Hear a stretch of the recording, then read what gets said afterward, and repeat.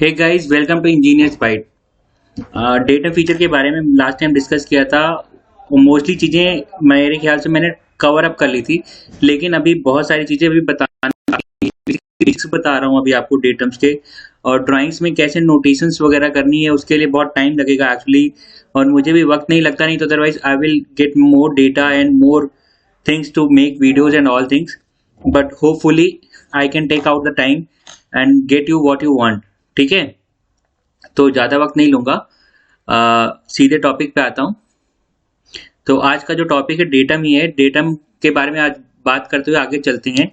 Datum reference frame and 6 degree of freedoms, मतलब ये सुना होगा डिग्री ऑफ फ्रीडम्स क्या होता है, ये तो पता ही होगा basically. Even if you don't know तो कमेंट करना इनबॉक्स में, तो I will let you know what is degree of freedom. ठीक है, जितने भी डेटम एग्जिस्ट करते हैं, सम जो कॉन्टेक्स्ट में डेटम रेफरेंस फ्रेम के जितने भी आपके डेटम एग्जिस्ट करते हैं, कोई भी डेटम है वो अगर एग्जिस्ट कर रहा है डेटम रेफरेंस के कॉन्टेक्स्ट में, बेसिकली क्या होता है, हम उसमें 6 डिग्री ऑफ फ्रीडम को एलिमिनेट करते हैं, जो पूरी की पूरी तरीके से लोकेट और ओरिएंट करता है पार्ट को किसी डेटम रेफरेंस के। इसको अगर सीधी भाषा में बात करूं तो जब भी आप कोई ऑब्जेक्ट लेते हो तो ऑब्जेक्ट को आपने किसी प्लेन पे रखना है।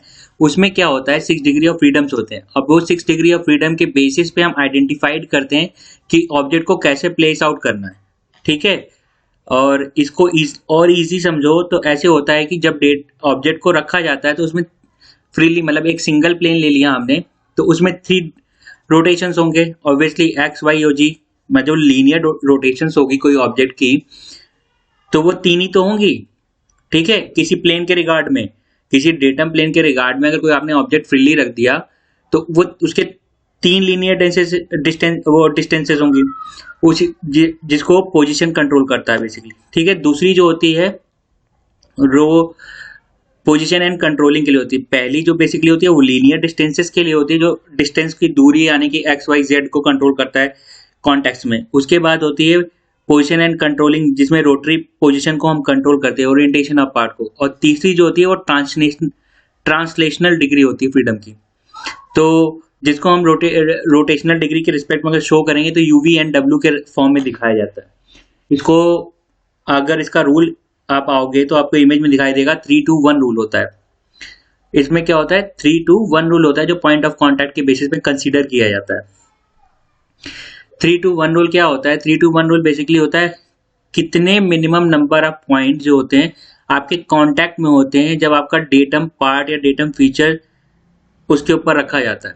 ठीक है, मतलब अगर कोई ऑब्जेक्ट आपने रखा तो उस दौरान कौन सा पॉइंट या कौन सा ऑब्जेक्ट का कौन सा पॉइंट ऑफ कॉन्टैक्ट पर्टिकुलरली उस दौरान उस फीचर पे है। इसमें 3 चीजें होती है, एक प्राइमरी होता है, सेकेंडरी होता है, टर्सरी डेटम प्लेन होता है, जिसको आपने देखा होगा ABC के फॉर्म में बेसिकली होता है। ड्राइंग्स में नोटेशन कहीं ड्राइंग पड़ी होगी तो देखा होगा, उसमें लिखा है ABC। ए होता है प्राइमरी, बी होता है सेकेंडरी और सी होता है आपका टर्सरी डेटम्स। ठीक है, ये 3 प्लेन्स में यूजुअली दिखाया जाता है। इसको हम 3-2-1 रूल भी कहते हैं बेसिकली। तो प्राइमरी डेटम फीचर में कम से कम 3 पॉइंट जो होते हैं कॉन्टैक्ट में होते हैं डेटम प्लेन के, सेकेंडरी में कम से कम 2 पॉइंट कॉन्टैक्ट में होते हैं और टर्सरी में 1 पॉइंट कॉन्टैक्ट में होते हैं। इसीलिए इसको हम 3-2-1 रूल ओनली अप्लाई करते हैं। ये केवल जो अप्लीकेबल होता है वो प्लेनर डेटम फीचर्स पे अप्लाइड होता है। ये बहुत समझने वाली बात है कि यानी कि ऑब्जेक्ट जो है रेक्टेंगुलर होगा या प्लेनर सर्फेसेस होंगे उसके ऊपर ही कॉन्टेक्सुअल है, मतलब आप इसको इंक्लाइंड सरफेस पे अलाइन नहीं कर सकते 3-2-1 रूल को। ठीक है, अब आते हैं हम इंक्लाइंड डेटम फीचर्स पे। इंक्लाइंड डेटम फीचर क्या होता है, कोई भी स्पेसिफिक डेटम फीचर जो कि एंगल 90 डिग्री से अदर हो, यानी कि 90 डिग्री ना होके कुछ और हो, तो किसी और डेटम फीचर के रिगार्ड में, उसको हम कहते हैं इंक्लाइंड डेटम फीचर। ये आपको दिख जाएगा एक इमेज में कैसे इंक्लाइंड डेटम फीचर होता है। कोई भी शीट मेटल्स के पार्ट हो, थोड़ा सा बेंड होते हैं तो वो इंक्लाइंड होते हैं 90 डिग्री से 45 डिग्री पे, या फिर 30 डिग्री पे इंक्लाइंड होते हैं, या 60 डिग्री पे शो कर रखा होगा तो दिखता है वो इंक्लाइंड फीचर के थ्रू। ठीक है, अब आते हैं डेटम डेटम को कैसे फीचर कंट्रोल फ्रेम या ऑर्डर प्रेसिडेंस में कैसे करते हैं। डेटम जो होता है स्पेसिफाइड होता है फीचर कंट्रोल फ्रेम में in an order of precedence. ठीक है, तो फीचर कंट्रोल फ्रेम में हमेशा 2 डेटम स्पेसिफाइड होते हैं, ए और बी। सी भी हो सकता है, ऐसा कुछ नहीं। फीचर कंट्रोल फ्रेम में बेसिकली 3 फीचर्स भी हो सकते हैं। मैंने दिखाने के लिए खाली इमेज में आपको दिखा रखा है कि डेटम में ए भी है, उसमें वो पोजिशनिंग दिखा रखी है।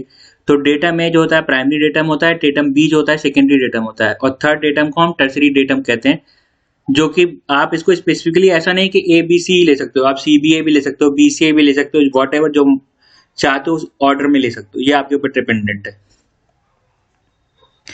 तो अब मेरे ख्याल से इतनी चीजें क्लियर होंगी, बेसिक फंडे आपको क्लियर होंगी डेटम के क्या होते हैं। अब आते हैं कि जो फर्स्ट स्टेप होता है डायमेंशनिंग करते हैं जब पार्ट को, तो हम क्या सिलेक्ट करते हैं, डेटम सिलेक्ट करते हैं। जब हम डेटम सिलेक्ट करते हैं तो डिजाइनर को कुछ कैरेक्टरिस्टिक्स यानी कि कुछ पॉइंट्स अपने दिमाग में होने चाहिए। पहला तो फंक्शनल सर्फेसेस कौन कौन से, यानी कि जब आप ऑब्जेक्ट बना रहे हो या आपको डिजाइन कर रहे हो ऑब्जेक्ट को, तो उसके जो सर्फेसेस हैं कौन कौन से फंक्शनल सर्फेस हैं, मेटिंग सर्फेसेस कौन कौन से हैं, इजिली रेडली एक्सेसिबल सरफेस कौन से हैं, यानी कि सरफेसेस जिनके साइज जो होते हैं रेगुलर मेजरमेंट पे आते रहते हैं।